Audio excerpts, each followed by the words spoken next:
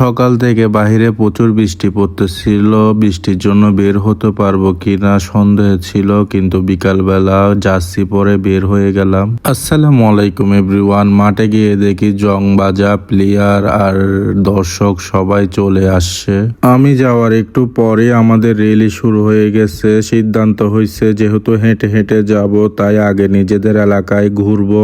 নিজেদের এলাকায় বাসনা নিয়ে ঘুরে তারপর এখান থেকে হেঁটে হেঁটে মাঠের উদ্দেশ্যে রওনা দিব। সবাই যার যার মতো করে যার দলের ব্যানার ধরে র্যালিতে অংশগ্রহণ করছে। র্যালিতে সবচাইতে বেশি এনজয় করছে বাচ্চারা। বাচ্চাদেরকে স্কুটিতে বসায় পারভেজ ভাই 3 জনকে একসাথে নিছে আর রাশেদ ভাই নিছে 2 জনকে। আমাদের এলাকায় থাকা অবস্থায় আমি র্যালিতে একটু ভিডিও করে নিচ্ছিলাম নিজেকে সহ, কারণ র্যালিটা যেহেতু অনেক দূরে যাবে, ততক্ষণে এত মানুষ থাকবে কিনা জানি না, তাই পুরোটা ভিডিও করে নিলাম। পুরা র্যালির ভিডিও আমি নিজেও ছিলাম। আমাদের র্যালিতে প্লেয়ারও ছিল, আমাদের সাধারণ সমর্থকও ছিল, বাচ্চারাও ছিল। দেখেন কত মানুষ আমাদের র্যালিতে অংশগ্রহণ করছে। র্যালিতে আতশবাজিও ছিল। আতশবাজি তো আর দিনের বেলায় ভিডিও করা যায় না, তাই লাইটার যেটা জ্বলছে ওইটা খুব সুন্দর করে জ্বলছে, ওইটার ভিডিও করে নিলাম। মাঠে যাওয়ার জন্য আমরা 5-6 জন মিলে একটা বিটেকে উঠে বসে পড়লাম। মাঠের কাছাকাছি এসে আবার র্যালি শুরু হবে, তাই নেমে পড়লাম। কেউ জাতীয় পতাকা ধরছে, কেউ আমাদের ক্লাবের পতাকাটা ধরছে, আর আমরা ক্লাবের ব্যানার ধরে মিছিল নিয়ে সামনে এগিয়ে যাচ্ছিলাম। আমরা মাঠ যেখানে ওইখানে প্রবেশ করে ফেললাম। এটা হচ্ছে হালিশহর বেগমজানী স্কুল। ওই স্কুলের ওইখানে একটা টার্ফ আছে, টার্ফে আমাদের খেলা হবে। সবাই একসাথে মাঠের মধ্যে প্রবেশ করছে। প্লেয়াররা ছিল, দর্শকরা ছিল, বাচ্চা পার্টিরাও ছিল, সবাই একসাথে মাঠের মধ্যে। প্রতিটি দলের খেলোয়াড় নিজেদের ব্যানার নিয়ে দাঁড়িয়ে গেছে লাইন ধরে ছবি তোলার জন্য। আজকের খেলাটার আয়োজক হচ্ছে ঈদগাহ ফ্যান্স ক্লাব। এটা আমরা প্রতি বছর আয়োজন করি। মাঠের এক পাশে বাবুর্চি অলরেডি ডেকসি বসাই ফেলছে, রান্না চলতেছে, আর কিছু কোটা বাছা চলতেছে। বিরিয়ানি রান্না হবে আজকে। এইদিকে আমার বন্ধু মোশারফ 1 ভাই টাকা দিয়ে 5 ভাই আসছে, অন্যদিকে ব্যাগকে তালা মাইরে আসছে, সম্পত্তি যে নিয়ে আসছে সব। এই মাঠে একটা সুবিধা হচ্ছে বাচ্চাদের খেলাধুলা করার জায়গাটা। বাচ্চাদেরকে এখানে ঢুকাই দিলে বাচ্চারা নিজেদের মতো খেলাধুলা করে, আর বাচ্চাদের নিয়ে চিন্তায় থাকতে হয় না। কেউ একজন থাকলে দেখে শুনে রাখতে পারে, অন্যদিকে বড়রা ফুটবল খেলতে পারে আরামসে।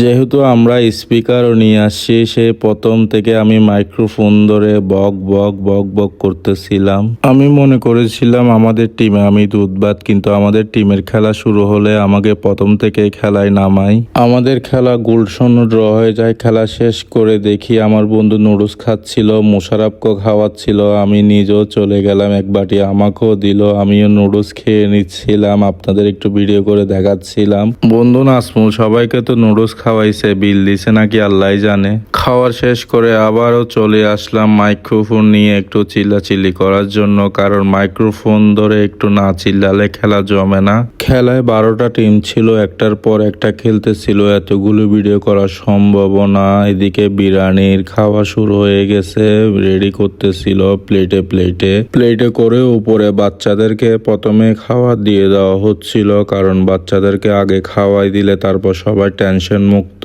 বাচ্চার সাথে বাচ্চার বাপও খাচ্ছে। উপর থেকে বসে বসে একটু খেলা দেখলাম।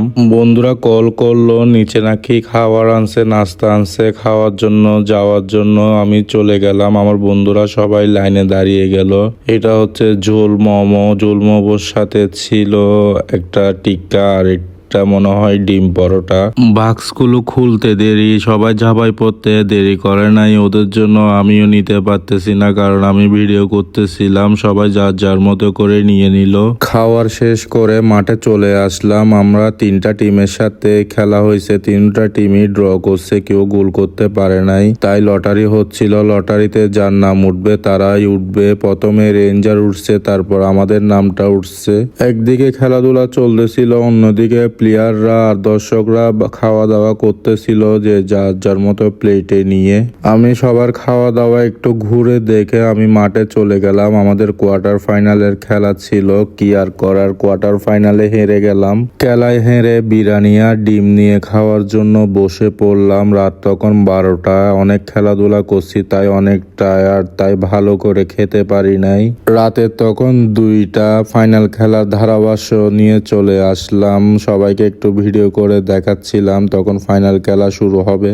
12টা টিমের মধ্যে 2টা সৌভাগ্যবান দল ফাইনালে উঠছে। একটা হচ্ছে বেচ 98, আরেকটা হচ্ছে লায়ন্স।